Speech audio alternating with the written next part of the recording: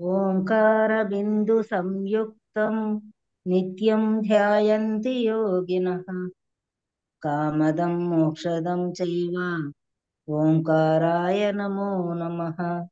సదాశివసమారంభాం వ్యాసశంకరమధ్యమాం అస్మదాచార్యపర్యంతాం వందే గురుపరంపరాం.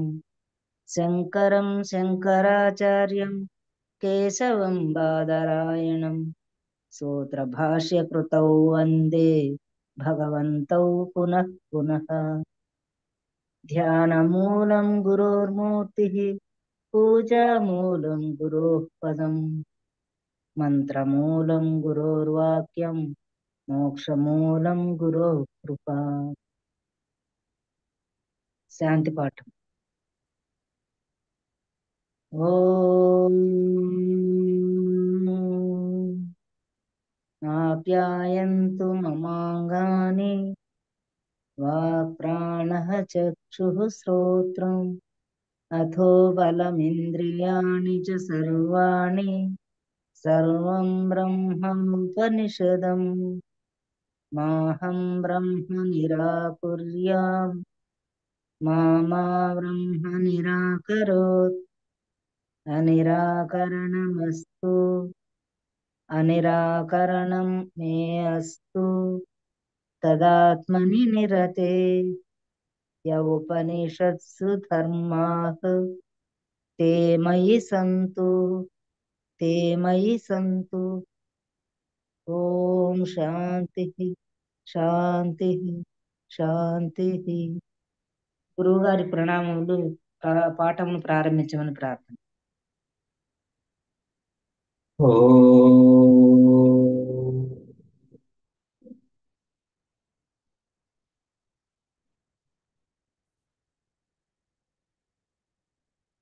భద్రం నో అభివాదయమనః. ఓం శాంతి శాంతి శాంతి.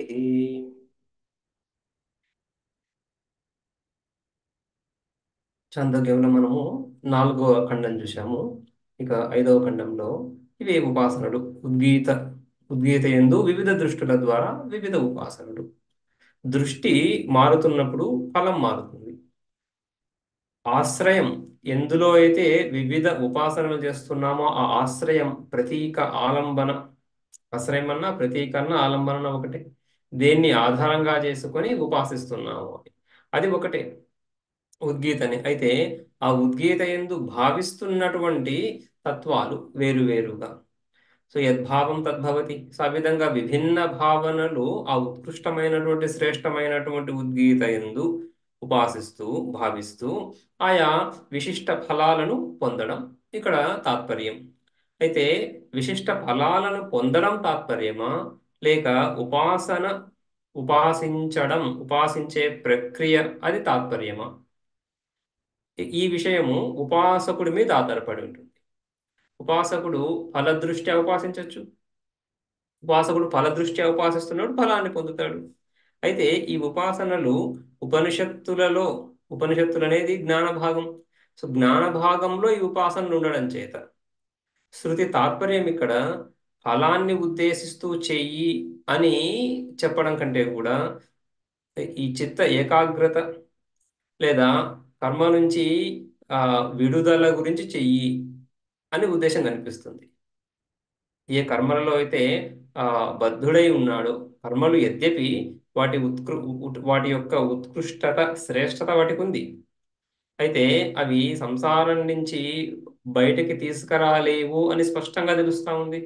సో అటువంటి ఆ కర్మల నుంచి ఒక ఆ, స్వేచ్ఛ వ్యక్తికి కలగడానికి ఇది ఒక మార్గము ఉపాసనలు. సో ఆ విధంగా ఈ ఉపాసనల ద్వారా ఆ వ్యక్తి ఏ ఫలాలనైతే పొందుతున్నాడో ఆ ఫలాలను పొందడానికి అవకాశం కలిగిస్తూనే ఆ కర్మల నుంచి కొంత విడుదల. తర్వాత ఆ ఫలాల యందు కూడా ఆసక్తి ఏదైతే ఉందో అది సన్నగిల్లడానికి ఆ ఫలాలలో తారతమ్యాన్ని చూపించడం కూడా. ఈ ఫలం కంటే ఈ ఫలము, ఈ ఫలం కంటే ఈ ఫలము, దీనికంటే ఇది అని ఫలాలలో అనేకత్వము, అనంతత్వము. అనేకమైనటువంటి ఫలాలు ఉన్నాయి లోకంలో. ఎప్పటికీ కూడా తరగనటువంటి ఫలాలు. ఎన్ని ఉపాసనలు ఉపాసకుడు ఎన్ని జన్మలలో ఎన్ని ఉపాసనలు చేస్తున్నా కూడా ఆ ఉపాసన ఫలాలకు తరుగు అంటూ లేదు. కొత్త కొత్త ఫలాలు ఉండనే ఉన్నాయి. ఏదో ఒక భావనతో ఈ ఉపాసనని ఎన్ని భావనలతో చూపిస్తున్నారు ఇక్కడ. ఏదో ఒక ఈ భావనలతో చేస్తూ కూడా మళ్ళీ కామనలు వేరు వేరుగా ఉంటున్నాయి. అనేక కామనలతో ఈ ఉపాసనలు చేయొచ్చు. కాబట్టి వీటిలో ఆ, ఒక అంతమంటూ లేదు. దీనికి ఒక చివరి ఇది ఇంతవరకే ఇంతవరకు సాధిస్తున్నప్పుడు సాధించదగిందట సాధించబడింది అనేటువంటి ఒక తృప్తి, లక్ష్యాన్ని చేరాము అనేటువంటి ఒక ఆ భావన అది కలగదు ఇక్కడ అనే విషయం కూడా మనకు ఈ అనేక ఉపాసనలు అనేక ఫలాలు ఏకవాక్యత ఫలదృష్ట్యా లేకపోవడం, ఇవన్నీ కూడా ఒక ఫలం వైపుగా వెళ్ళటం లేదు. ఉపాసనలన్నీ కూడా ఏదో ఒక వస్తువుని పొందడానికి ఇవన్నీ మార్గాలు అని చెప్పడం లేదు. ఒక వస్తువు దగ్గర ఇవన్నీ కలవటం లేదు. కలవటం లేదంటున్నప్పుడు వీటికి ఒక కొలికి, ఒక చివరికి ఒక ముగింపు అంటూ ఆ విధంగా ఏం లేదు ఇక్కడ అనేది కూడా మనకు తెలుస్తానే ఉంది. సో ఇవన్నీ కూడా ఉపాసనల ద్వారా శృతి మనకు ఉపాసనల ద్వారా ఆఖ్యాయిక ద్వారా ఇవన్నీ మనకు తెలియజేస్తా ఉంది. రైట్. సో ఇదే విధంగా బృహదారణ్యకోపనిషత్తులో కూడా మొదటి అధ్యాయంలో మొదటి 1, 2, 3 బ్రాహ్మణాలు అక్కడ కూడా ఉపాసనల గురించి.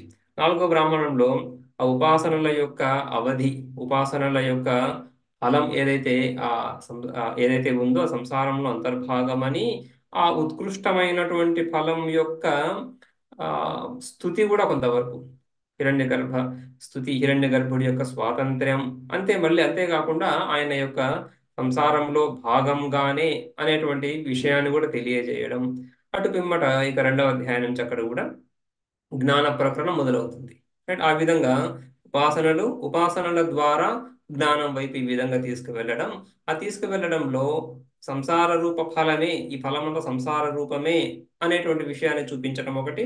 రెండవది ఉపాసనని చిత్తశుద్ధి చిత్త ఏకాగ్రత గురించి దీని ప్రయోజనం ఉంది, జ్ఞానానికి ఇది ప్రయోజనకారి హితకారి, ఈ విధంగా చిత్తశుద్ధి చిత్త ఏకాగ్రత ఏదైతే శమధమాది షట్క సంపత్తిలో భాగంగా ఉన్నాయో, శ్రద్ధ సమాధానం ఉంది, శమధమ ఉపరతి తితిక్ష శ్రద్ధ సమాధానం అంటే చిత్త ఏకాగ్రత. సో ఇవేవైతే ఉన్నాయో వీటికి అనుకూలము అనే విషయాన్ని కూడా తెలియజేయడం జరుగుతా ఉంది ఇక్కడ. 4వ అధ్యాయం 4వ ఖండంలో మనము అధిదైవోపాసనలు ఈ ఉద్గీతలో చూసాము. ఇక 5వ ఖండం ఆరంభమవుతా ఉంది. 5వ ఖండం చూద్దాము. ప్రథమాధ్యాయ పంచమః ఖండః. ప్రాణాదిత్య దృష్టి విశిష్టస్య ఉద్గీతస్య ఉపాసనం ముక్తం. సో ఈ ఉద్గీతోపాసనము ప్రాణ ఆదిత్య దృష్టి విశిష్ట, ప్రాణ దృష్టి విశిష్టం అంటే ప్రాణ దృష్టితో ప్రాణమే ఉద్గీత, వ్యానమే ఉద్గీత అనే ఉపాసనలు చూసాము. అదేవిధంగా ఆదిత్యుడు ఉద్గీత అనే ఉపాసనలు కూడా చూసాము. ఆదిత్య దృష్టి విశిష్టస్య ఉపాసనం ఉక్తం తదేవ అనూద్య, దాన్నే మళ్ళీ ఇక్కడ అనువదిస్తూ అంటే దాన్ని చెప్తూ అంతకంటే కూడా శ్రేష్టమైనటువంటి భావనలు ఉన్నాయి అని తెలియజేయడం, అంతకంటే కూడా గొప్ప ఫలాలు ఉన్నాయి అని తెలియజేయడం. అనుద్య ప్రణవోద్గీతయో ఏకత్వం కృత్వ, ఈ ప్రణవం ఓంకారం ఏదైతే ఉందో అదే ఉద్గీత అని ఏకత్వాన్ని కూడా చెప్పి, తస్మిన్ ప్రాణరశ్మి భేదగుణ విశిష్ట దృష్ట్యా అక్షరస్య ఉపాసనం అనేకపుత్ర ఫలం ఇదానీం వక్తవ్యం ఇది ఆరభ్యతే. ఇదానీం వక్తవ్యం, ఇప్పుడు చెప్పదగినటువంటి ఉపాసన ఏముంది ఇక్కడ. ప్రాణములు రశ్ములు అని రశ్మి భేద, అనేక రశ్ములు అని ఆ విధంగా అనేక దృష్ట్యా ఆ ఉద్గీత యందు ఒక ఆదిత్యుడు అనేటువంటి ఆ భావన, ఒకడే ఆదిత్యుడు అనేటువంటి భావన కంటే కూడా అనేక రశ్ములు, ఆ ఆదిత్యుడు ఆదిత్య రశ్మి, సూర్యుడు సూర్యకాంతికి భేదం లేదు. అలాగని సంపూర్ణంగా అభేదం కూడా చెప్పుకోవడానికి లేదు. అదొక రకమైనటువంటి భేదాభేద సంబంధం. ఆదిత్యుడు సూర్యుడు సూర్యకిరణాలు.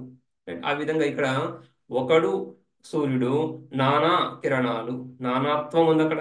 ఏకత్వం నానాత్వం అనే కదా, అందులో ఇక్కడ నానాత్వ దృష్ట్యా అనేక సూర్యరశ్ములు ఈ ఉద్గీత యందు అనేక సూర్యరశ్ముల దృష్టి ద్వారా అక్షరస్య ఉపాసనం, ఈ అక్షరోపాసనం ఏమవుతుంది, అనేక పుత్ర ఫలం, ఆ, అనేక పుత్రాహ, అనేక పుత్రులు, ఇవే ఫలంగా కలిగినటువంటిది. అనేక పుత్రులు పొందడమే ఫలంగా కలిగినటువంటి ఉపాసన. అది ఇప్పుడు చెప్పబడతా ఉంది. ఇదానీం వక్తవ్యం ఇది ఆరభ్యతే. మొదటి మంత్రం. అథ ఖలు య ఉద్గీతः స ప్రణవో యః ప్రణవः స ఉద్గీత ఇత్యసౌ వా ఆదిత్య ఉద్గీత ఏష ప్రణవః. అథ ఖలు య ఉద్గీతः, ఈ ఉద్గీత ఏదైతే ఉందో అదే ప్రణవం. ప్రణవో యః ప్రణవः స ఉద్గీత ఇది, ఆ ప్రణవమే ఉద్గీత, ఉద్గీతయే ప్రణవము అని. ఇది అసౌ వా ఆదిత్య ఉద్గీత ఏష ప్రణవః. రైట్. సో అసౌవా ఆదిత్య, ఆకాశంలో ఉండే ఆ ఆదిత్యుడు, అదూరంగా ఉండేటువంటి ఆ ఆదిత్యుడు ఈ ఉద్గీతయే. ఆ తర్వాత ఏష ప్రణవ. రైట్. సో ఆ ఆదిత్యుడు ఉద్గీత, తర్వాత ఉద్గీత ప్రణవం అని చెప్పుకున్నాం ఇంతకుముందు. అత ఖలు య ఉద్గీత స ప్రణవ, య ప్రణవ స ఉద్గీత. ఉద్గీతయే ప్రణవము, ప్రణవమే ఉద్గీత అని. ఆ తర్వాత అసౌ వా ఆదిత్య ఉద్గీత, ఆ ఆదిత్యుడు కూడా ఉద్గీత. ఆదిత్యుడు ఆ ఉద్గీత యందు ఆ ప్రణవము ఉద్గీత ఒకటే అని ముందు చూశాము. దాన్ని అనువదిస్తా ఉంది శృతి సాక్షాత్తుగా ఇక్కడ. అందుకనే భాష్యంలో ముందు చూశాము. ప్రాణాదిత్య దృష్టి విశిష్టస్య ఉద్గీతస్య ఉపాసనం ఉక్తమేవ అనూద్య. ఈ మొదటి మంత్రంలో ఈ భాగం ఏదైతే ఉందో, అతకలు ఉద్గీతస్స ప్రణవస్స ఉద్గీత అని ఈ భాగము, ఇది ఉపాసన విధానంగా కాకుండా ముందు చెప్పినటువంటి ఉపాసన యొక్క అనువాదము. ఈ విధంగా ఉద్గీతను మనం ముందు స్థుతించాము అని గుర్తు చేయడం. రైట్. అదేవిధంగా ఇది అసౌ వా ఆదిత్య ఉద్గీత, ఆ ఆదిత్యుడే ఉద్గీత, ఏష ప్రణవ అని. ఆ విధంగా ఆదిత్యుడు ప్రణవము రెండు ఉద్గీత కాబట్టి ఆదిత్యుడే ప్రణవము. ఓమితి శేష స్వరన్నేతి, ఆయన. అచ్చా, ఇంకొక మంత్రం ఉంది ఇది. ఏష ప్రణవ ఓమిత్యేష స్వరన్నేతి. ఓం ఇది, ఓం అని ఉచ్చరిస్తూ స్వరన్. స్వరన్, ఈ స్వరి ధాతువు గత్యర్థకము ఉంది, శబ్దార్థకము ఉంది. ఆ విధంగా ఓమితి ఏష స్వరన్, ఓంకారాన్ని ఉచ్చరిస్తున్నట్లుగా ఆదిత్యుడు వెళ్తున్నాడు. ఓమితి ఏష స్వరన్నేతి. ఏ ఆదిత్య దృష్టి అయితే ఉద్గీతలో చూసామో, ఏ ఆదిత్యుడైతే ప్రణవమో. ఎందుకని ప్రణవము? ఆ ఆదిత్య ఉద్గీత ఏష ప్రణవ అని ఉంది కదా, ఏష ఆదిత్య ప్రణవ. ఎందుకని? ఓమితి ఏష స్వరన్నేతి అని దానికి హేతువు. ఓంకారాన్ని ఉచ్చరిస్తూనే ఆదిత్యుడు వెళ్తున్నాడు, ఓంకారాన్ని ఉచ్చరిస్తున్నట్లుగా వెళ్తున్నాడు అని. ఆ విధంగా ఉద్గీత ఆదిత్యుడే ఈ ఓంకారము అని. భాష్యంలో అథకలు ఏ ఉద్గీతస్స ప్రణవో బహృచానాం. బహృచానాం బహవో ఆ, రుచః ఏషాం యస్య. ఏ వేదములో అనేక రుక్కులు ఉన్నాయో అది ఋగ్వేదము, బహురుచ వేదము. బహురుచానాం అంటున్నప్పుడు ఆ ఋగ్వేదాధ్యాయులు, ఋగ్వేద శాఖీయులు బహురుచానాం. వాళ్ళకి ఆ ఋగ్వేదంలో ఏదైతే ప్రణవం ఉందో అది ఉద్గీతయే. అత ఖలు య ఉద్గీత. ఉద్గీత సామగానంలో వస్తా ఉంది. సామగానము ఋక్మంత్రాన్ని ఆశ్రయించి ఉంది. ఆ ఋక్మంత్రాల్లో ఏదైతే ప్రణవం ఉందో, శ్రేష్టమైనటువంటి ప్రణవం ఋక్మంత్రాల్లో ఏదైతే కనిపిస్తుందో అది ఉద్గీత. ఉద్గీత సామగానంలో ఒక భాగంగా చెప్పుకున్నాము. ఆ భాగంలో మళ్ళీ ఓంకారం ఉంది. రైట్. సో ఇక్కడ ఓంకారం ఉంది. ఋగ్వేదంలో కూడా ఋగ్మంత్రాల్లో ఓంకారం ఉంది. ఆ ఋగ్మంత్రాల్లో ఉండే ఓంకారమే ఈ ఉద్గీత. అతకలు ఏ ఉద్గీత స ప్రణవ. పైన మంత్రంలో అతకలు ఏ ఉద్గీత స ప్రణవ అని. ఉద్గీత ప్రణవము రెండింటికి సంబంధం ఈ విధంగా కూడా. ఉద్గీత సామభాగము, సామానిక ఆశ్రయము రుక్కులో ఉండేటువంటి ఓంకారము, ఈ ఉద్గీతలో ఉండే ఓంకారం ఒకటే అన్నట్టుగా. యశ్చ ప్రణవ తేషాం సయేవ చాందోగ్యే ఉద్గీత శబ్దవాచ్య. యశ్చ ప్రణవ, ఆ బహురుచానాం ప్రణవ అని. ఈ విధంగా అతకలు య ఉద్గీత స ప్రణవ అని చెప్పిన తర్వాత యః ప్రణవ స ఉద్గీత. రెండు వైపుల నుంచి ఆ సామ్యత. ఉద్గీతయే ప్రణవము, ప్రణవమే ఉద్గీత అని చెప్తూ, ఉద్గీత ఇక్కడ ఉన్నటువంటి మనం చెప్తున్నటువంటి సామవేదంలో ఈ ఉద్గీత గురించి ఏదైతే మాట్లాడుతున్నామో ఋగ్వేదంలో ఉండేటువంటి ఓంకారంతో సమానమే. ఆ ఓంకారం యశ్చ ప్రణవ, ఆ ఋగ్వేదీయ సంబంధి ఓంకారం ఏదైతే ఉందో అది ఇక్కడ ఈ చాందోగ్యంలో, ఈ సమవేదంలో ఉన్నటువంటి ఉద్గీతయే. యశ్చ ప్రణవః యశ్చ తేషాం ప్రణవః తేషాం ఈ ఋగ్వేదీయులు ఎవరైతే ఉన్నారో ఋక్షాకీయులు ఎవరైతే ఉన్నారో వాళ్ళ యొక్క ఓంకారము సయేవ ఛాందోగ్యే ఉద్గీత శబ్దవాచ దాన్నే ఇక్కడ ఉద్గీత అంటున్నాం. ఉద్గీత శబ్దం చేత ఉద్గీత అవయవమైనటువంటి ఓంకారాన్ని చెప్పుకుంటున్నామని మొదటి నుంచి చూస్తున్నాం మనం మొదటి ఖండం నుంచి. असौ वै ఆదిత్యః ఉద్గీతః ఏష ప్రణవః. సో ఆ ఆదిత్యుడు ఈ ఉద్గీత. సో ఆదిత్యుడికి ఉద్గీతకి సంబంధం. ఆ తర్వాత ఉద్గీతకి ప్రణవానికి సంబంధం ఉంది. ఇంతకుముందు చూసాం మనం ఉద్గీతయే ప్రణవో ప్రణవమే ఉద్గీత అని. ఆదిత్యుడు ఉద్గీత అన్నాం కాబట్టి ఉద్గీత ప్రణవం రెండు ఒకటని చెప్పుకుంటున్నాం కాబట్టి ఆదిత్యుడు కూడా ప్రణవమే. असौ वै ఆదిత్యః ఉద్గీతः ఏష ప్రణవः ప్రణవశబ్దవాచ్య అపి స ఏవ బహురుచానాం న అన్యః. ఇక్కడ ప్రణవః असौ वै ఆదిత్యः ఉద్గీతः ఏష ప్రణవः. ప్రణవः అన్నప్పుడు ప్రణవ శబ్దవాచ్య. ప్రణవ శబ్దం చేత ఏ ఓంకారాన్ని అయితే చెప్పుకుంటున్నామో ఏ ఓంకారము మళ్ళీ ఆ ఋక్షాకీయులకు సంబంధించినటువంటి ఋగ్వేదీయులకు సంబంధించినటువంటి ఓంకారము ప్రణవ శబ్దవాచ్యాపి సయేవ బహురుచానాం అంటున్నప్పుడు ఋగ్వేది. రుక్కులు ఎక్కడుంటున్నాయి? రుక్కులు ఋగ్వేదంలోని, రుక్కు మంత్రాలు ఋగ్వేదంలోని, వాటిని అనుష్ఠించే వాటిని పఠించేటువంటి వాళ్ళు ఋగ్వేదీయులు, వాళ్ళని బహురుచానా. బహురుచ్ బహురుచ్ శబ్దానికి షష్ఠీ బహువచనం బహురుచానాం. బహురుచానాం ఏవ బహురుచానామేవ ప్రణవ శబ్దవాచ్య ఓంకారః న అన్యః. ఇది వేరే ఓంకారం ఏం కాదు. అంటే ఇక్కడ ఉద్గీత శబ్దం చేత ఇంకేదో రూఢి అర్థం ఏం లేదు. ఇంకేదో రూఢి అర్థం ఏం లేదు. ఆ ఋగ్మంత్రాల్లో ఉన్నటువంటి ఓంకారము అదే ఇక్కడ ఉద్గీతలో భాగంగా ఉన్నటువంటి ఓంకారం ఇంకొకటి. అయితే అథ ఖలు ఉద్గీత స ప్రణవో, ఇంతవరకు ఉద్గీతకి ప్రణవానికి సంబంధం. అయితే తర్వాత అసౌవా ఆదిత్య ఉద్గీత, ఆ ఆదిత్యుడే ఉద్గీత అని. ఉద్గీత అంటే ప్రణవము, ఉద్గీత అన్నా ప్రణవమన్నా ఒకటే, అది ముందు చూసాం. అయితే ఆదిత్యుడికి ప్రణవానికి కానీ ఆదిత్యుడికి ఉద్గీత కానీ ఏం సంబంధం ఉంది అని ఉద్గీత ఆదిత్య కథం అని దాని సమాధానంగా ఓమిత్తిహేష స్వరన్ ఏతి. ఓమితి ఏష ఆదిత్య, ఈ ఆదిత్యుడు ఓం ఇది స్వరన్, ఓంకారాన్ని ఉచ్చరిస్తూ అని. ఉద్గీతాఖ్యం అక్షరం ఓమితి. ఉద్గీత శబ్దానికి అర్థమే ఓంకారం అని చెప్తున్నాం. ఆ ఓంకారానికి ఆదిత్యుడికి సంబంధం ఏ విధంగా ఉంది? ఉద్గీతాఖ్యం అక్షరం ఓమితి. ఉద్గీతాఖ్యం అక్షరం, ఉద్గీత అంటేనే ప్రణవము. అయితే ఓమితి ఏతత్ ఏష హి యస్మాత్ స్వరన్ ఉచ్చారయన్ అనేకార్థత్వా ధాతూనాం అథవా స్వరన్ గచ్చన్ ఏతి. ఈ విధంగా ఈ ఓంకారానికి ఆదిత్యుడికి సంబంధం ఏమని?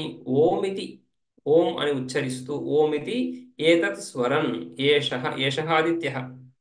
ఈ ఆదిత్యుడు ఓం అని ఉచ్చరిస్తూ స్వరన్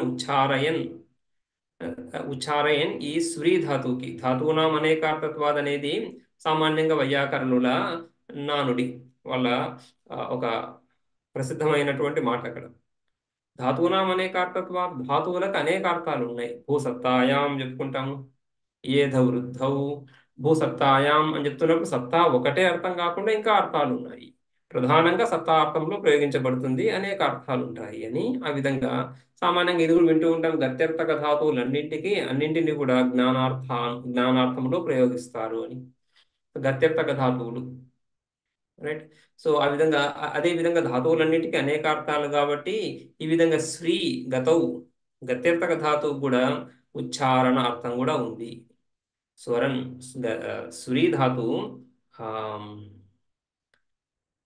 ఇక్కడ శబ్దోపతాపయోహో అని, స్వరి శబ్దోపతాపయోహో అర్థం, శబ్దార్థం ఉంది.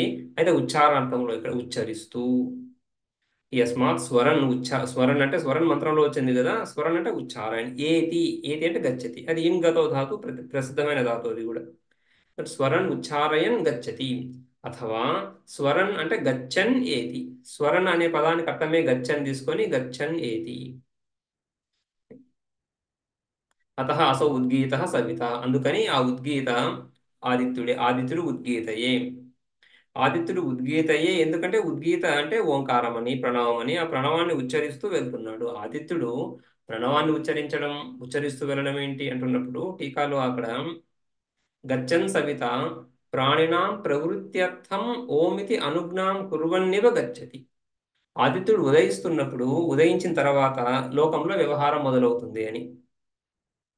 రాత్రిపూట వ్యవహారాలు ఉంటే ఉండని, కానీ అధికంగా మనుష్యుల వ్యవహారం ప్రాణికోటి, అధికంగా ప్రాణికోటి వ్యవహారం సూర్యోదయం తర్వాతనే అని కదా. కాబట్టి సూర్యుడు ఉదయించిన తర్వాత ప్రాణులకు అనుజ్ఞనిస్తున్నాడు, వీరు వ్యవహరించవచ్చు అని. సూర్యోదయం తర్వాత నిద్రలేస్తున్నారు, సూర్యోదయం ముందు నిద్రలేస్తున్నారు, నిద్రలేస్తూ సూర్యుడు ఉదయించిన తర్వాత కాలకృత్యాలన్నీ చూసుకొని సామాన్యంగా ఆ రోజు దైనందిన చర్య ప్రారంభమవుతా ఉంది. ఆ ప్రారంభానికి ఆయన ఉదయం అనుజ్ఞ. ఆ అనుజ్ఞయే ఓంకారం. ఓంకారాన్ని ఉచ్చరిస్తున్నాడు. ఓంకారం ద్వారా సామాన్యంగా లోకంలో కూడా ముఖ్యంగా శాస్త్రంలోనూ ఓంకారాన్ని అనుజ్ఞ అర్థంలో ప్రయోగిస్తున్నారు. ఆ విధంగా ఆదిత్యుడు అందరికీ అనుజ్ఞనిస్తున్నాడు అని. అది ఆ విధంగా అనుజ్ఞాం కుర్వన్నివ గచ్చతి, అనుజ్ఞనిస్తూ వెళ్తున్నట్లుగా ఉన్నాడు కదా, దాన్నే ఓంకారాన్ని ఉచ్చరిస్తున్నట్లుగా.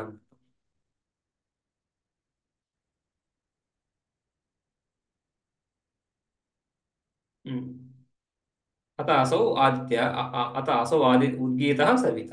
ఆ ఉద్గీతయే సవిత, సవిత ఆదిత్యుడు. రెండో మంత్రం చూద్దాం.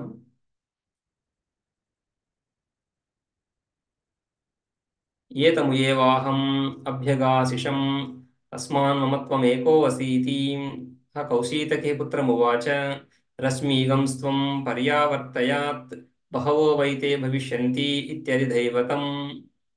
ఈ విధంగా ఏతం ఏవ అహం అభ్యగాశిషం. ఏతం ఆదిత్యం, ఈ ఆదిత్యుణ్ణి, ఏ ఆదిత్యుడైతే ప్రణవమే ప్రణవమే అయి ఉన్నాడో, ఏ ఆదిత్యుడైతే ప్రణవమే అయి ఉన్నాడో అటువంటి ఆదిత్యుని నేను ఇక్కడ ఈ ఉద్గీత యందు ఉపాసించాను. ఉద్గీత ప్రణవమే, ఆదిత్యుడు కూడా ప్రణవమే. రైట్. సో ఉద్గీత అక్షరం కాబట్టి ఉద్గీత ప్రణవం అని ఎలా వచ్చింది? ఆ ఋక్ మంత్రాల్లో ఉన్నటువంటి ప్రణవమే ఇక్కడ ఈ ఛాందోగ్యంలో ఉన్నటువంటి ఉద్గీత శబ్ద వాచ్యం అని చెప్తున్నాం. సో ఆ విధంగా ఈ ఉద్గీత అంటే ప్రణవమే, ప్రణవం అంటే ఉద్గీత. ఆదిత్యుడికి ప్రణవానికి సంబంధం ఉంది. ఆదిత్యుడు ప్రణవమే, ఎందుకని ఓంకారాన్ని ఉచ్చరిస్తూనే ఆ వెళుతున్నాడు ఆకాశంలో. కాబట్టి ఆదిత్యుడు ప్రణవమే, ఉద్గీత ప్రణవమే. అటువంటి ఆదిత్యుడి యొక్క దృష్టి భావనని ఉద్గీత ఎత్తు. ప్రణవ అభిన్నమైనటువంటి ఆదిత్యుడి దృష్టిని ప్రణవ అభిన్నమైనటువంటి ఉద్గీతలో ఉపాసిస్తున్నాం. రైట్. సో ఆ విధంగానే ఈయన ఇక్కడ నేను ఈ విధంగానే ఉపాసించాను అని ఋషి. ఏతం ఏవ అభ్యగాశిషం, ఈ విధంగా ఈ ఆదిత్యుని ఏతం ఊ వాక్యాలంకారం. ఏతం ఆదిత్యము ఏవ అహం అభ్యగాశిషం, ఈ ఆదిత్యుడిని ఉపాసించాను. అందుకని తస్మాత్ మమత్వం ఏకో అసి, ఒక ఆదిత్యుని ఉపాసించాను కాబట్టి నాకు నువ్వు ఒకడివే సంతానాన్ని కలిగావు. ఇతిహ కౌశీతకి ఋషి ఈ విధంగా పుత్రుని ఉద్దేశిస్తూ చెప్తున్నాడు తన పుత్రుణ్ణి. కౌశీతకి పుత్రమువాచ, నువ్వు ఒక్కడివే నాకు సంతానం కలిగావు, ఎందుకంటే ఆ ఒక్క ఆదిత్యుని ఉపాసించాను కాబట్టి. నువ్వేం చేయాలి? రశ్మీగంస్త్వం పర్యావర్తయాత్, నువ్వు ఆ ఉద్గీత యందు ఈ సూర్యరశ్ములు అనేకమైనటువంటి సూర్యరశ్ములు ఉన్నాయి. సూర్యరశ్ములు అనేకములు కాబట్టి అనేకములైనటువంటి రశ్ముల భావనతో సూర్యరశ్ములు సూర్యుడు ఒకటే, కేవలం భేదం ఏముంది? ఏకత్వము నానాత్వం అంతే. ఆదిత్యుడు ఒకడు అంటే ఒకటి, ఏక సంఖ్య ఉంది అక్కడ. రశ్ములు నానా, అవి ఆదిత్యుడి కంటే భిన్నాలేం కావు, కాబట్టి అవి కూడా ప్రణవమే. కాబట్టి వాటి దృష్టితో కూడా ప్రణవ అభిన్న ఉద్గీతను ఉపాసించవచ్చు, ఆ భావన చేయొచ్చు. అందుకని నువ్వు ఈ విధంగా రశ్ములను భావిస్తే తే బహవో వై భవిష్యంతి, నీకు అనేకమైనటువంటి పుత్ర సంతానం కలుగుతుంది. ఇది అధిదైవతం. ఈ విధంగా ఆ ఆదిత్య దేవతా సంబంధి భావన ఈ ఉద్గీతలో, ఇది అధిదైవతం. ఏతం ఏవ అహం అభ్యగాశిషం. అభ్యగాశిషం అంటున్నప్పుడు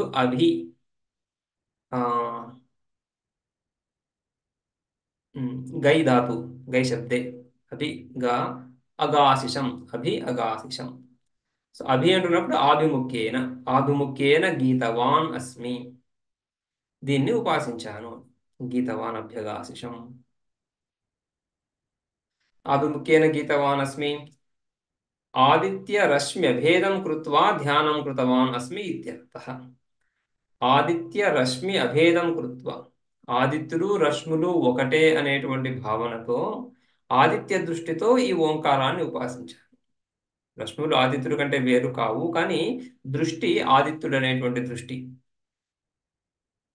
తేన తస్మాత్ కారణాత్ మమ త్వం ఏకః అసి పుత్రః ఇతీహ కౌశీతకిః. కుశీతకస్య అపత్యం కౌశీతకిః పుత్రం ఉవాచ. కుశీతక ఋషి యొక్క సంతానం కౌశీతకుడు.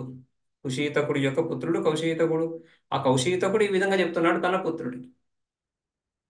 ఆ విధంగా ఒక ఆదిత్యుడిని, రశ్ముల కంటే అభిన్నమే కానీ ఒక ఆదిత్యుడు అనేటువంటి భావన చేయడం చేత ఆ విధంగా ఒక సంతానం కలిగింది. మమ త్వం ఏకహాసి పుత్ర, ఒక్కడివే అయ్యావు. అతో రశ్మీన్ ఆదిత్యం చ భేదేన త్వం పర్యావర్తయాత్. సో ఆ విధంగా ఓకే, రశ్మీన్ ఆదిత్యం చ భేదేన, అభిన్నంగా రశ్ములన్నీ, ఈ నానా రశ్ములన్నీ ఒక ఆదిత్యుడు, ఆ ఆదిత్య దృష్టితో ఆ, ఈయన ఉద్గీతను ఉపాసించాడు కాబట్టి ఒక సంతానము. అలా కాకుండా రశ్ములు ఆదిత్యుడి కంటే వేరు అని నానా రశ్ముల దృష్టితో ఉపాసించు అని. రశ్మీన్ ఆదిత్యం చ భేదేన త్వం పర్యావర్తయాత్, పర్యావర్తయ, త్వం పర్యావర్తయ, నువ్వు ఈ విధంగా ఉపాసించు ఉపదేశం.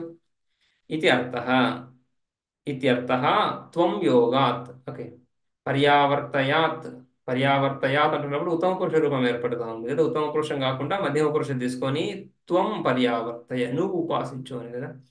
వేదంలో ఈ క్రియాపదాలు ఏవైతే ఉన్నాయో వీటికి పురుష, వచన, ఆ, లింగ, పురుష వచనాలు ప్రధానంగా.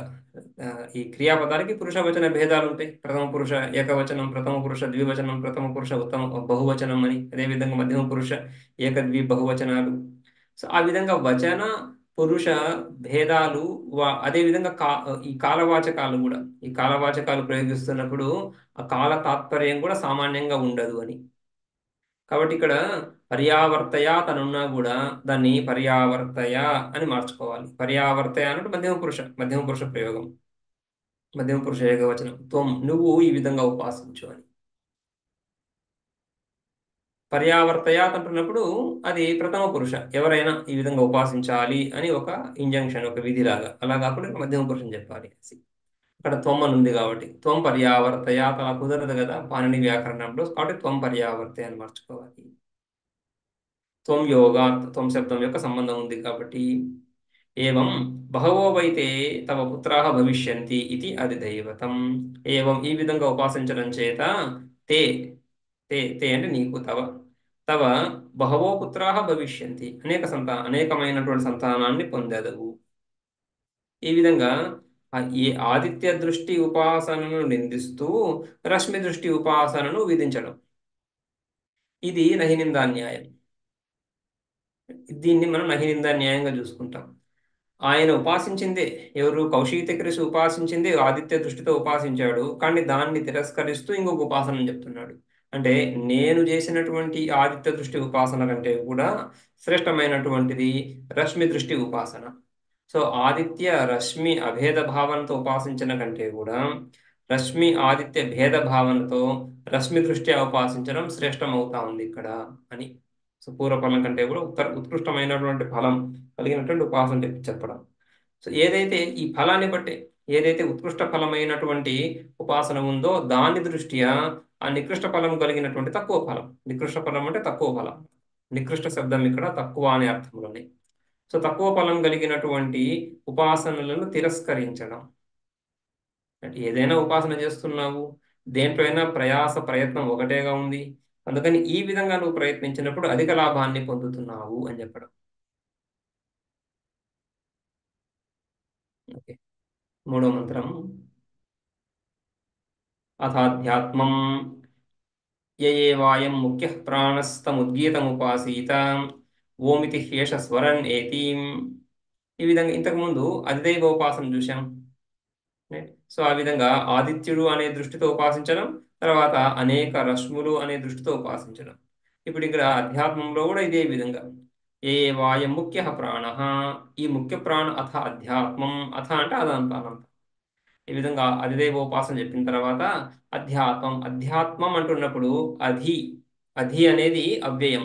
అధి ఆత్మన్, ఆత్మని, అధి ప్లస్ ఆత్మ, ఈ ఈ రెండు కలిపి అధ్యాత్మ అవుతుంది. దీన్ని అవ్యయీభావ సమాసం అని చెప్పుకుంటాం. అవ్యయీభావం అవ్యయం అయిపోతుంది అధ్యాత్మం అనేది. ఆ అధి అనే అర్థము సప్తమి అర్థం, సప్తమి విభక్తి అర్థంలో వస్తుంది. కాబట్టి ఆత్మయందు అని అర్థం. ఆత్మయందు, ఆత్మ శబ్దం ఇక్కడ శరీరవాచకం. అధ్యాత్మం అంటున్నప్పుడు సామాన్యంగా ఈ స్థూల శరీరము, సూక్ష్మ శరీరము, వీటి యందు, వీటికి సంబంధించినటువంటి భావాలను భావించడం. ఈ శరీరంలో ఉన్నటువంటి అంశాలు ఏవైతే ఉన్నాయో ఆ ఆ దృష్టిని ఆశ్రయించడం, ఉద్గీత యందు ఆ దృష్టిని ఆరోపించి ఉపాసించడం, అది అధ్యాత్మం. అథాధ్యాత్మం ఏ ఏ వాయం ముఖ్య ప్రాణ, ఈ ముఖ్య ప్రాణం ఏదైతే ఉందో, ఈ ముఖ్య ప్రాణము ముఖనాసికా సంచారిణి, ముఖనాసికలను సంచరించేటువంటి ఈ ప్రాణం ఏదైతే ఉందో, ఈ ప్రాణ దృష్టితో ఉద్గీతను ఉపాసించాలి అని. ముఖ్య ప్రాణస్ తమ్ ఉద్గీతం ఉపాసీతాం. రైట్. సో దీనికి, ఈ ప్రాణానికి ఉద్గీతకు సంబంధం ఏముంది? ఓమితి హ్యేష స్వరన్నేతి. ఏ విధంగా అయితే ఆదిత్యుడు ఓమితి స్వరన్నేతి, ఓంకారాన్ని ఉచ్చరిస్తూనే వెళ్తూ ఉన్నాడు, అదే విధంగా ఈ ప్రాణాలు కూడా ఓంకారాన్ని ఉచ్చరిస్తూనే వెళ్తున్నాయి. అంటే శరీరాన్ని విడిచి వెళ్తున్నప్పుడు, ఈ శరీరాన్ని విడిచి మరణావస్థలో వెళ్తున్నప్పుడు ఇవి కూడా ఆ ధ్వనిని, ఓంకార ధ్వనిని ఉచ్చరిస్తూనే శరీరాన్ని విడిచి వెళ్తున్నాయి. కాబట్టి ఈ ప్రణవానికి ప్రాణాలకి సంబంధం ఆ విధంగా ఉంది. సో ప్రణవ అభిన్న ప్రాణం, ఆ ప్రాణం యొక్క దృష్టి ప్రణవ అభిన్న ఉద్గీత యందు. ఉద్గీత ప్రణవము ఒకటే అని ముందు ముందు మంత్రంలో చూశాము. అటువంటి ఉద్గీత యందు ఈ ప్రాణ దృష్టితో ఉపాసన. అథ అథ అంటే అనంతరం అధ్యాత్మం ఉచ్యతే. అధిదైవోపాసన తర్వాత అధ్యాత్మోపాసన. ఏ ఏ వాయం ముఖ్య ప్రాణ తముద్గీతం ఉపాసీత ఇత్యాది పూర్వవత్. ఏ ఏ వాయం ముఖ్య ప్రాణ, ఈ ముఖ్య ప్రాణం ఏదైతే ఉందో దీని దృష్టితో ఉద్గీతను ఉపాసించు. ఏ విధంగా అయితే ముందు ఆదిత్య దృష్టితో ఉపాసన అని చెప్పుకున్నామో కౌశితకి ఋషి చేశాడు. కౌశితకి ఋషి ఏ విధంగా అయితే ఆదిత్య దృష్టితో ఉద్గీతను ఉపాసించి ఒక పుత్రుని పొందాడు, అదే విధంగా ఇక్కడ మళ్ళీ ఆయననే, ఆ కౌశితక ఋషియే ముఖ్య ప్రాణ దృష్టితో ఉద్గీతను ఉపాసించాడు. ఉపాసించి ఆ ఉపాసన ఫలంగా ఒక సంతానాన్ని పొందాడు. అయితే ఒక సంతానాన్ని మాత్రమే ఇచ్చినటువంటి ఉపాసన కంటే కూడా ఆ అనేక ప్రాణం యొక్క విభాగాలు ఏవైతే ఉన్నాయో ఆ విభాగ దృష్టితో ఉపాసించు అని ఉపదేశించిన తర్వాత ముందులాగాని ఇత్యాది పూర్వవత్. తథా ఓమితి హి ఏషః ప్రాణః అపి స్వరన్నేతి. ఓమితి హి ఏషః ప్రాణ అపి, ఆదిత్యుడి వలె, ఆదిత్యుడు ఏ విధంగా అయితే ఓంకారాన్ని ఉచ్చరిస్తూ వెళ్తున్నాడో ఆకాశంలో, అదే విధంగా ఈ ప్రాణం కూడా ఓంకారాన్ని ఉచ్చరిస్తూనే శరీరాన్ని విడిచి వెళ్తుంది. స్వరన్ ఏతి ఓమితి అనుజ్ఞాం కుర్వన్ ఇవ వాగాది ప్రవృత్త్యర్థం ఏతి ఇత్యర్థః. ఓమితి అపి స్వరన్ ఏతి. ఓం అంటే ఈ శరీరంలో సంచరిస్తున్నప్పుడు, మరణించినప్పుడు ఆ,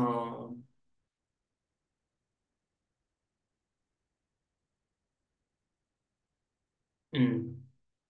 సో ఇక్కడ మరణకాలంలో అని కాకుండా జీవించిన కాలంలో, మరణకాలం చెప్పుకుంటున్నాం కదా, అలా కాకుండా జీవించిన కాలంలో, జీవిస్తున్నటువంటి కాలంలో ఇది కూడా ఆదిత్యుడు ఏ విధంగా అయితే లోకంలో ఉండే ప్రజలకు, ప్రాణులకు వాళ్ళ వ్యాపారానికి అనుజ్ఞనిస్తున్నట్లుగా ఓంకారోచ్చారణ చేస్తున్నాడో, అదే విధంగా ఇక్కడ ప్రాణం కూడా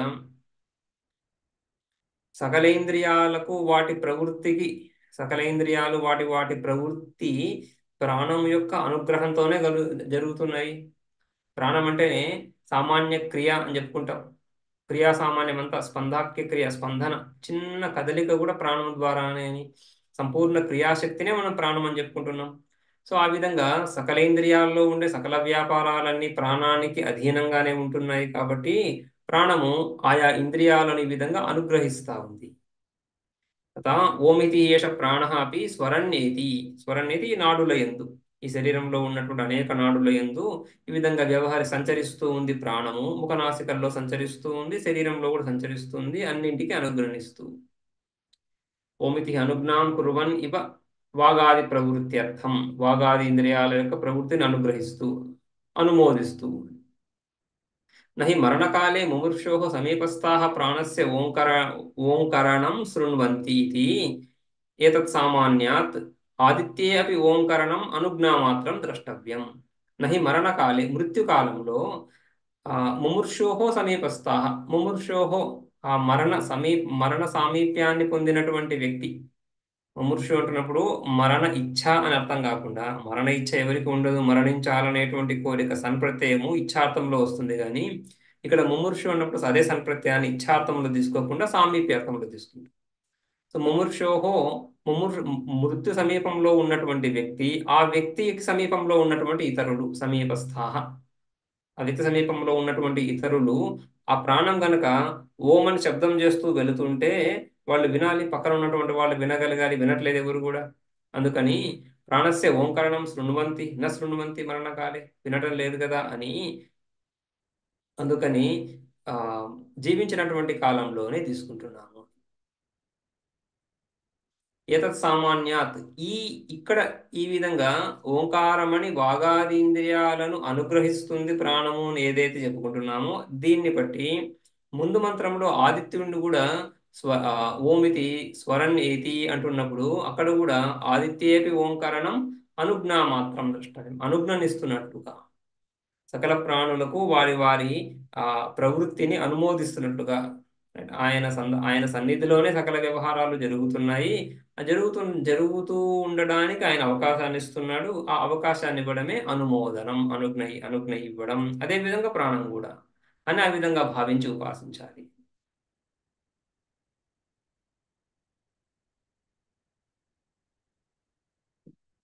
స్వరణేతి ఇక్కడ జీవత్కాలంలో చెప్పుకోవాలి.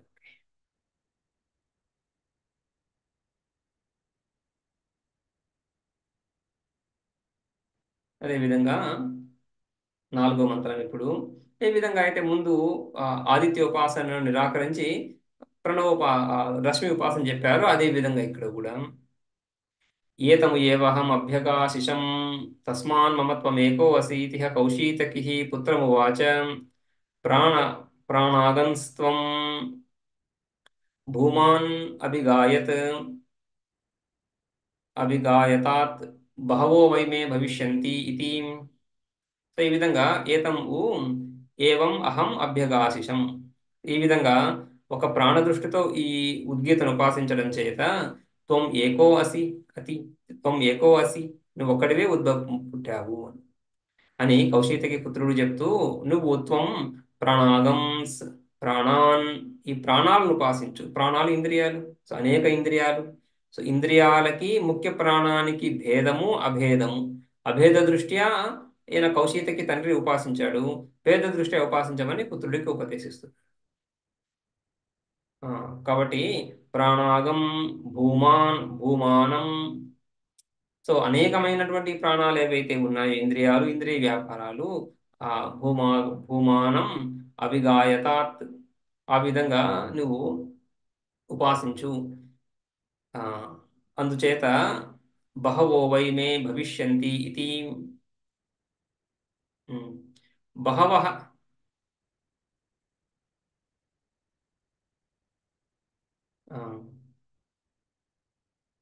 బహవో వై మే భవిష్యంతి, మే మమ మహ్యం, నాకు అనేకమైన సంతానం కలగాలి అని భావన చేస్తూ ఈ విధంగా ప్రాణదృష్ట్యా ఉపాసించు. సంకల్పం అంటే ఈ విధంగా అనేక పుత్ర సంకల్పం చేత నువ్వు ఉపాసించు, అనేక పుత్రులు కలుగుతున్నారు, అనేక సంతానం కలుగుతుంది అని.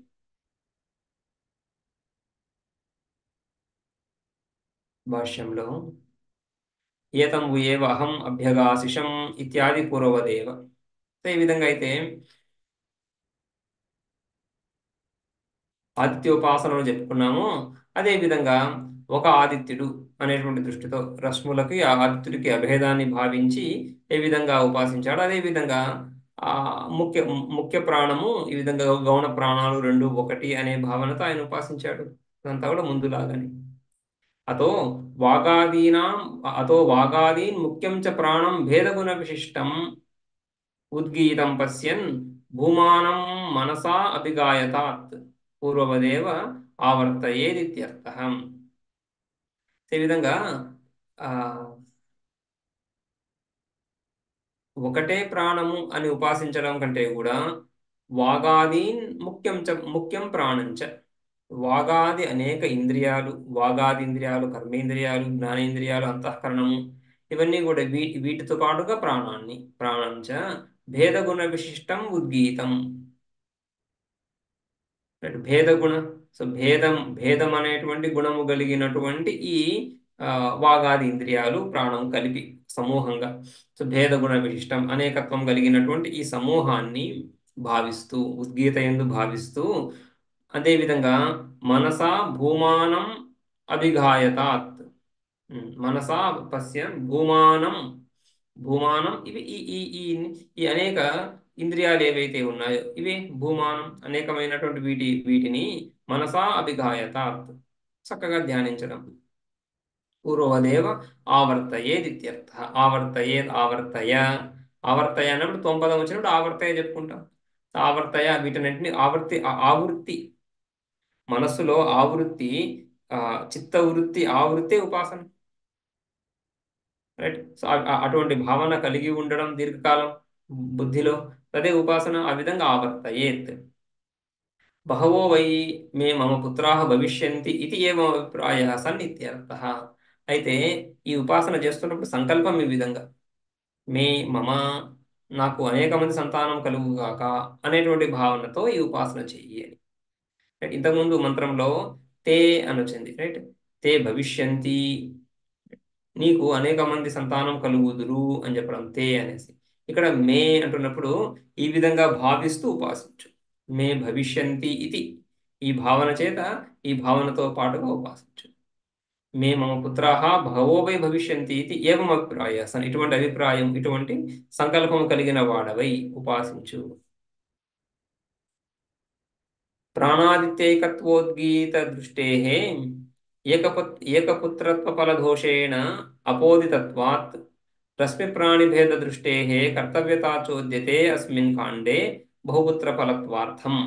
సో ఈ విధంగా ఈ రెండు మంత్రాలు, ఈ రెండు ఉపాసనలు, ఆదిత్య దృష్టి, రశ్మి దృష్టి, ప్రాణ దృష్టి, ఇంద్రియ దృష్టి, వీటిలో భేదం సారాంశం ఏముంది? ఈ విధంగా ప్రాణాదిత్య ఏకత్వ ఉద్గీత దృష్టే, సో ప్రాణము ఒకటి అని ఏకత్వ దృష్టి, అదేవిధంగా ఆదిత్యుడు ఒకడు అనేటువంటి ఏకత్వ దృష్టితో ఉద్గీతను ఉపాసిస్తున్నప్పుడు ఏకపుత్ర ఫలం, ఏకపుత్రత్వ ఫలం, ఏకపుత్రత్వ ఫలం కలిగి ఉంది ఉపాసన.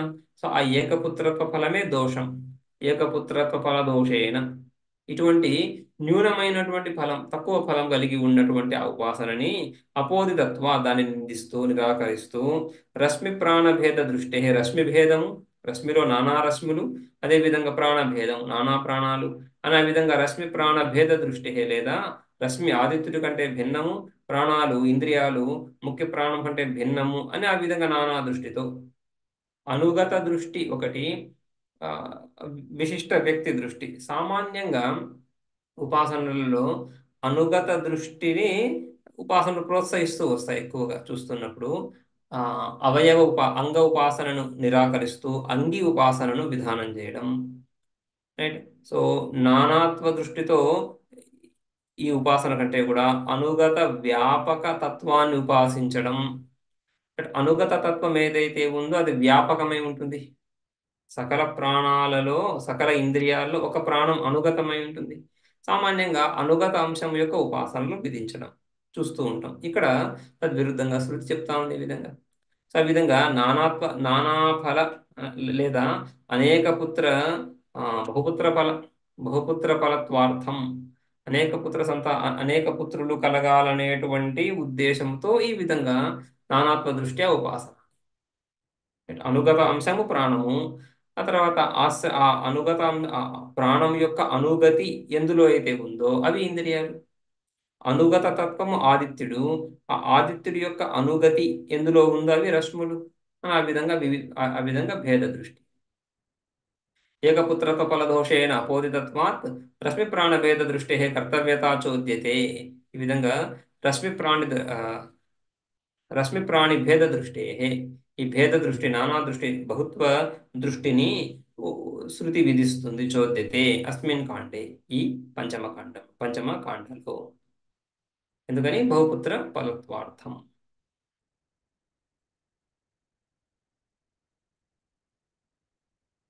ఓకే. అథ ఖలు య ఉద్గీతः స ప్రణవో యః ప్రణవः స ఉద్గీతः इति होतृशतनाद्दैवापि दुरुद्गीतम् अनुसमाहरति इत्यनुसमाहरति इति అథ ఖలు ఈ విధంగా ఉద్గీత స ప్రణవ, ఈ ఉద్గీత ఏదైతే ఉందో అదే ప్రణవము. ప్రణవస్స ఉద్గీత ముందు చెప్పిన విషయమే. ఏదైతే ఉద్గీత ఉందో ఇక్కడ చాందోగ్యోపనిషత్తులో ఉద్గీతం చెప్పబడుతుందో దీని వాచ్యము ప్రణవమే, అరుక్ మంత్రాల్లో ఉన్నటువంటి ప్రణవమే. ప్రణవ స ఉద్గీత, ఈ ప్రణవమే ఆ ప్రణవమే ఈ ఉద్గీత, ఈ ఉద్గీతయే ఆ ప్రణవము. ఇది ఈ విధంగా ఉండడం చేత, ఈ విధంగా ఉపాసిస్తూ హోతృషదనాత్ దేవ హోతృషదనాత్ ఏవాపి హోతృషదనాత్ దైవాపి దురుద్గీతం అనుసమాహరతి. దురుద్గీతం, దుష్ట ఉద్గీతం అంటే ఈ ఉద్గీత పాడుతున్నారు. ఈ ఉద్గీతను పాడడంలో ఏవైతే దోషాలు కలుగుతున్నాయో ఆ దోషాలను కూడా ఈ విధంగా ఈ ఉపాసన చేత ఆదిత్య దృష్టితో, ప్రాణ దృష్టితో, రశ్మి దృష్టితో, ఇంద్రియ దృష్టితో ఉపాసన ఏదైతే చేస్తున్నారో ఈ ఉపాసనలు చేసేటువంటి ఉపాసకుడు ఈ ఉపాసనా సామర్థ్యం చేత ఆ దురుద్గీతను కూడా సవరించుకుంటున్నాడు. ఆ ఉద్గీతలో కలిగినటువంటి దోషాలు ఏవైతే ఉన్నాయో ఆ దోషాల యొక్క ఆ, లోటు కలగకుండా ఆయన కర్మ యందు, ఆయన ఉపాసన యందు ఆ దోషాల లోటు కలగకుండా సవరించుకుంటున్నాడు. హోతృషదనాత్, హోతృషదనాత్ హోత, హోత ఋగ్వేద ఋత్విక్, ఋగ్వేద ఋత్విక్ని హోత అంటున్నారు. రైట్, సామవేద ఋత్విక్ ఉద్గాత. సో హోతృషదనాత్, సో హోత్రి స్థానంలో ఉంటూనే హోతృషదనాత్ దేవాపి హోతృస్థానంలో ఉండి కూడా, రైట్. సో ఏవేవైతే ఆ స్వర ఉచ్చారణ దోషాలు ఏవైతే కలుగుతున్నాయో ఆ ఉచ్చారణ దోషాల నుంచి ఆ, రక్షి రక్షిస్తున్నాడు.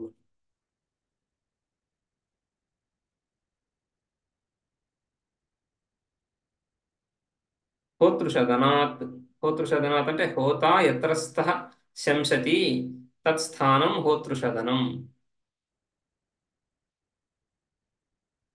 ఉమ్. హోత ఆ ఆ ఋత్విక్ ఏ స్థానం నుంచి అయితే శంసతి, శంసనం అంటున్నప్పుడు స్తుతి, ఆయా దేవతలను, ఆయా దేవతా ద్రవ్యాలను. వేదంలో ఈ ఈ కర్మలలో ఆ, రెండు అంశాలు ఉంటున్నాయి. కర్మ స్వరూపం అంతా కూడా రెండు అంశాలే, దేవత ద్రవ్యం. ఏ ద్రవ్యంతో ఏ దేవతను ఉపాసించాలి, ఏ ద్రవ్యంతో ఏ దేవతను ఉపాసించాలి అని ఈ రెండు అంశాలు, ద్రవ్యము దేవత, ఈ రెండే కర్మలో ప్రధాన భాగాలు. అందుకని ఉత్పత్తి విధి, కర్మను విధానం చేసేటువంటి, right, ఈ కర్మ ఉంది అని చెప్పేటువంటి ప్రధానమైన విధి ఏదైతే ఉందో అందులో ద్రవ్యము దేవత ఈ రెండు చెప్పాలి. రైట్, ఆ తర్వాత ఫలాన్ని చెప్పేటువంటి విధి అధికార విధి. సో అదేవిధంగా ఆ ఆ ఆ ఆ ద్రవ్యము దేవత ప్రధానంగా ఏదైతే ఉన్నాయో వాటినే స్తుతించడం, ఇరుకు మంత్రాలతో కానీ సామగానాలతో కానీ ఆ దేవతను కానీ ఆ ద్రవ్యాన్ని కానీ స్తుతించడం. సో ఆ విధంగా శంసతి, రైట్, ఎక్కడి నుంచి ఈ ఆ, ఋత్విక్ ఋగ్వేద ఋత్విక్ ఆయా దేవతలను ద్రవ్యాలను కీర్తిస్తున్నాడో స్తుతిస్తున్నాడో ఆ స్థానము, తత్స్థానం హోతృషదనం. హౌత్రాత్ కర్మణ సమ్యక్ ప్రయుక్తాదిత్యర్థ. హోతృషదనం అనే దానికి వ్యుత్పత్తి హౌత్రాత్ కర్మణ. హౌత్ర కర్మ అంటే హోత్రి సంబంధీ కర్మ. ఈ హోత్రి సంబంధీ కర్మని హౌత్ర కర్మ అని, రైట్. సంబంధి మధ్యవర్త ప్రత్యయం చేస్తున్నప్పుడు ఈ ఈ హో ఓకారం వృద్ధిని పొంది హౌ అయిపోతా ఉంది. హౌత్ర, హోత్ర శబ్దం నుంచి హౌత్ర, హౌత్రాత్ పంచమి, హౌత్రాత్ కర్మణ. ఆ హౌత్ర కర్మను హోత ఋతువుకి సంబంధి కర్మ నుంచి సమ్యక్ ప్రయుక్తాత్, సమ్యక్ ప్రయుక్తాదిత్యర్థ. అది హోతృషదనం అంటున్నప్పుడు.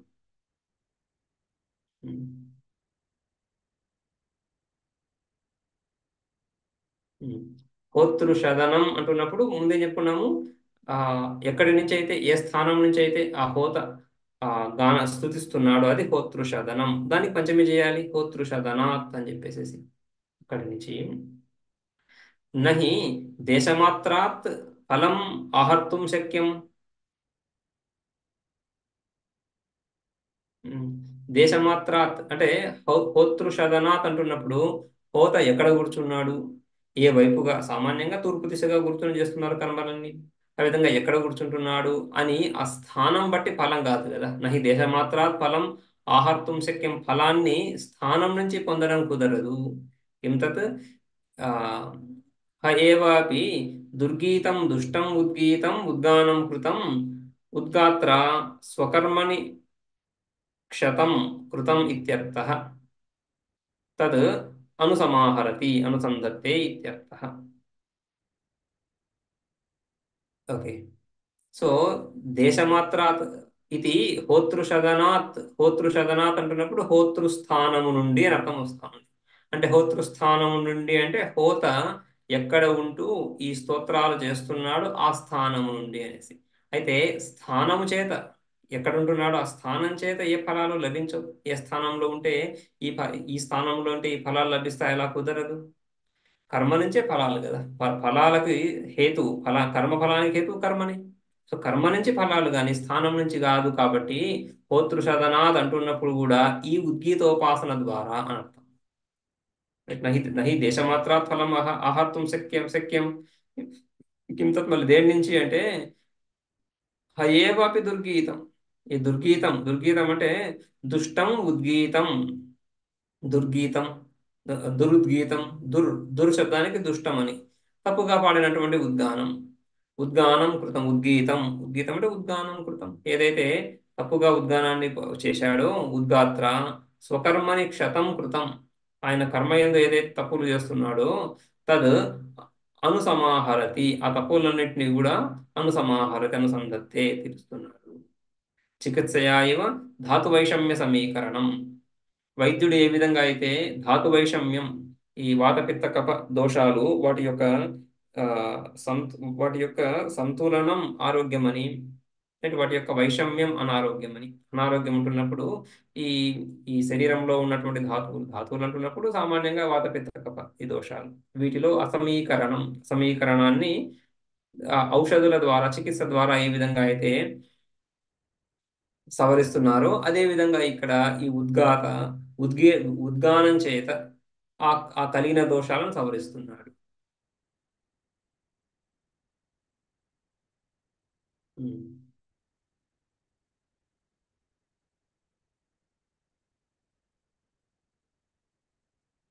ఇది పంచమః ఖండః. ఈ విధంగా పంచమ ఖండం.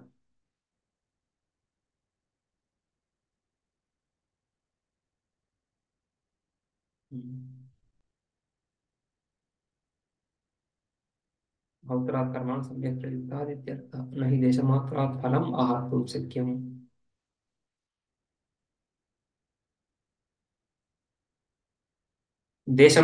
దేశమాత్రం నుంచి కాకుండా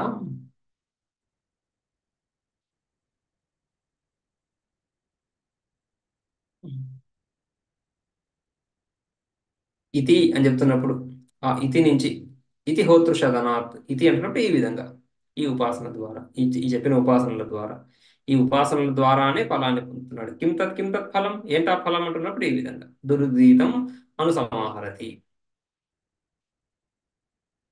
ఇక షష్ఠः ఖండः, ఆరవ ఖండం.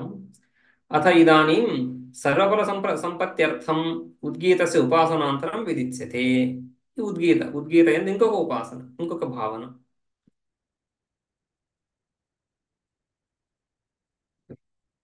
ఇందులో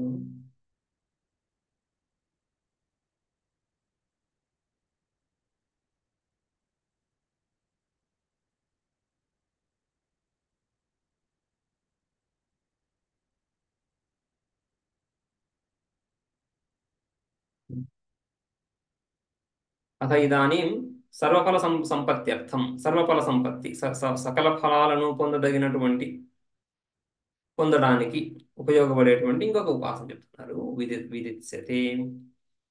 యమేవర్గ్ అగ్నిః సామాం తదేతదేతస్యాం స్యాం రుచ్యద్యూఢకం సామాం తస్మాదృచ్యద్యూఢకం సామ గీయతే.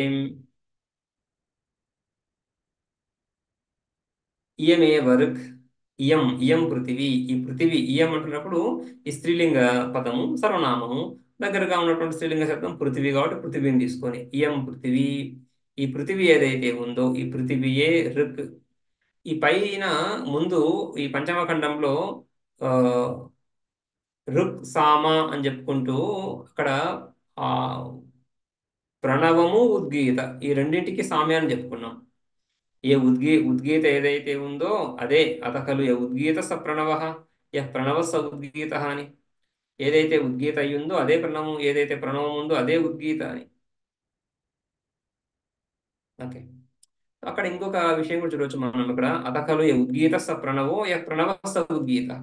ఏదైతే ఉద్గీత ఉందో అదే ప్రణవము. ప్రణవం అంటున్నప్పుడు ఆ ఋగ్వేదంలో ఋగ్వేదీయులకు సంబంధించినటువంటి ఓంకారం అని చెప్పుకున్నాం. ఇక్కడ హోతృషతనాత్ అంటున్నప్పుడు హోత ఋగ్వేద ఋత్విక్.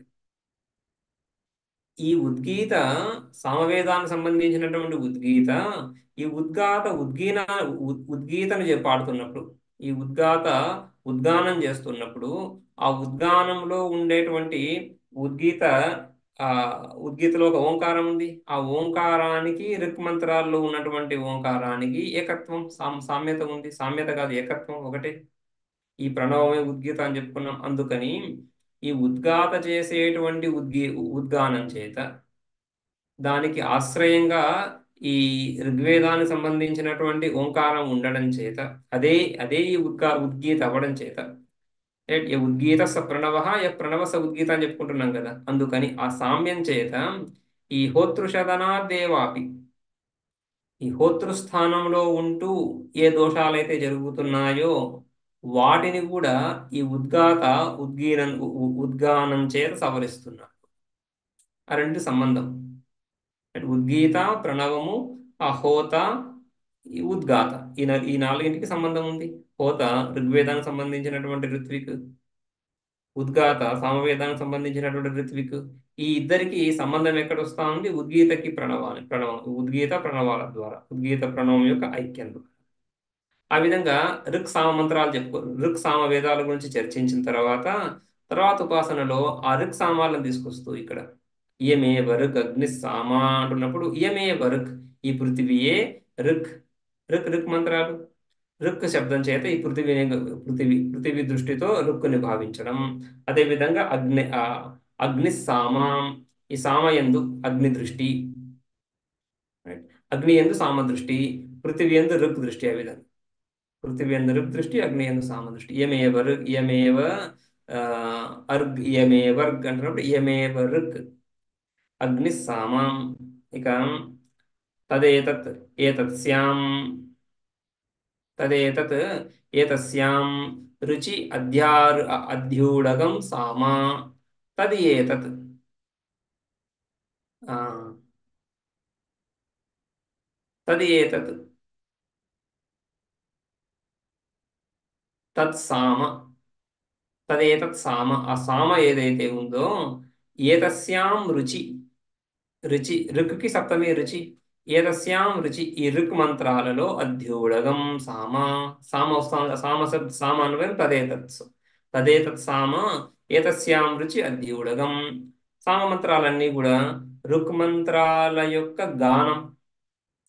ఋక్ మంత్రాల్లో ఏదైతే చందోబద్ధంగా మంత్రాలు ఉన్నాయో వీటి యొక్క గానమే సామ అవుతా ఉంది. కాబట్టి సామ మంత్రాలు ప్రాయ ఋక్ మంత్రాలనే అధిష్ఠించి ఉన్నాయి, ఋక్ మంత్రాలను ఆశ్రయించి ఉన్నాయి. అద్యూఢగం,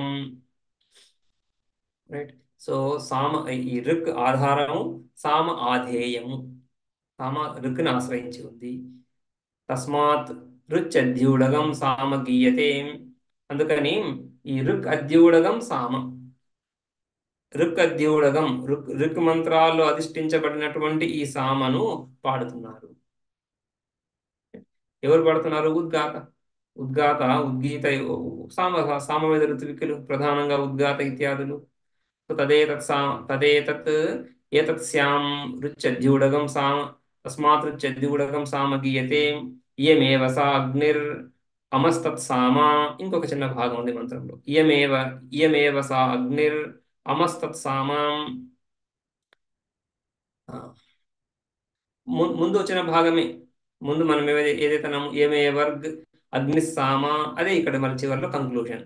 ఇయమే వస అగ్ని. ఇక్కడ సా సామ అంటున్నప్పుడు సామ శబ్దంలో ఏ రుక్కును అధిష్ఠించినటువంటి సామాన్ని గానం చేస్తున్నారో ఆ సామలో సా అనే పదము, అమ అనే పదం, రెండు పదాలు ఉన్నాయి. సామ మనం ఉద్గీత చెప్పుకున్నప్పుడు ఉత్, గీ, థ, థమ్ అనే ఆ విధంగా మూడు పదాలుగా మనం ముందు అధిదైవోపాసన, అధిభూతోపాసన ఇత్యాది చూసాము ఇక్కడ. అదే విధంగా ఇక్కడ సామ శబ్దంలో సా అనే భాగము, అమ అనే భాగము.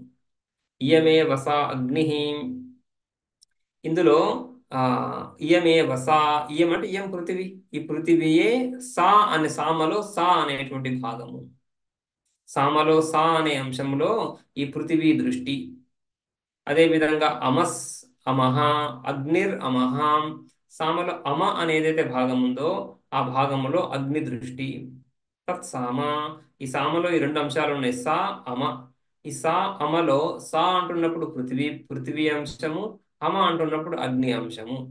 ఈ రెండు కలిపి సామ అవుతున్నాయి. పృథివీ అగ్ని దృష్టిని ఏదైతే చెప్పుకుంటున్నామో ఆ పృథివీ అగ్నుల యొక్క కలయిక, ఈ పృథివీ అగ్నులు ఈ రెండు కూడా ఈ సామ అంటే ఆ విధంగా సా అమ అని. అంతకుముందు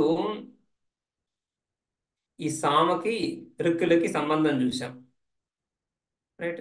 తదేతత్ ఏతస్యాం రుచి అధ్యూడగం సామ, ఏతస్యాం రుచి, ఈ రుచి ఈ ఋక్కులోనే సామ అధిష్ఠించి ఉంది అని ఋక్కుకి సామకి సంబంధం, రైట్.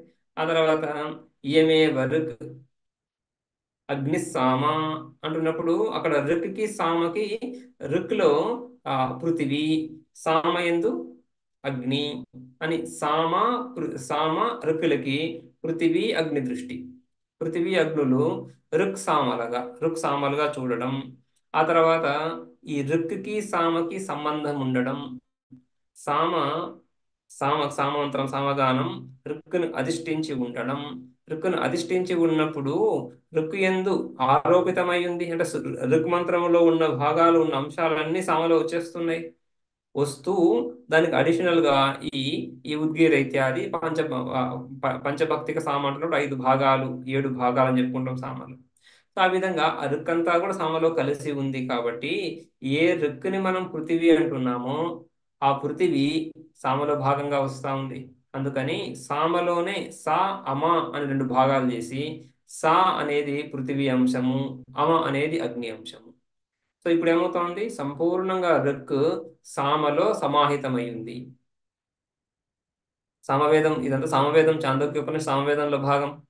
సో ఏ ఏ ఋక్కును అధిష్ఠించైతే సామ ఉందో ఆ సామలో ఋక్కు అంతర్భావంగా ఉంది, అంతర్భూతంగా ఉంది. అంతర్భూతంగా ఉండడం చేత ఏ పృథివీనైతే ఋక్ అంటున్నామో ఆ పృథివీ అంశము సామలోకి వచ్చేస్తా ఉంది. ఏ విధంగా వస్తా ఉంది, సా అనే భాగం చేత అని సామ యొక్క శ్రేష్టత చెప్పడం.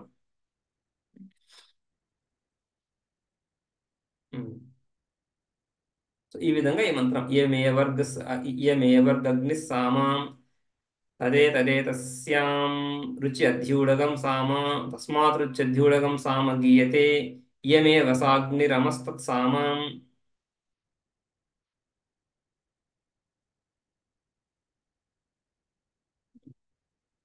ఈ మంత్రానికి భాష్యం. ఓకే, భాష్యం రేపు చూద్దాం.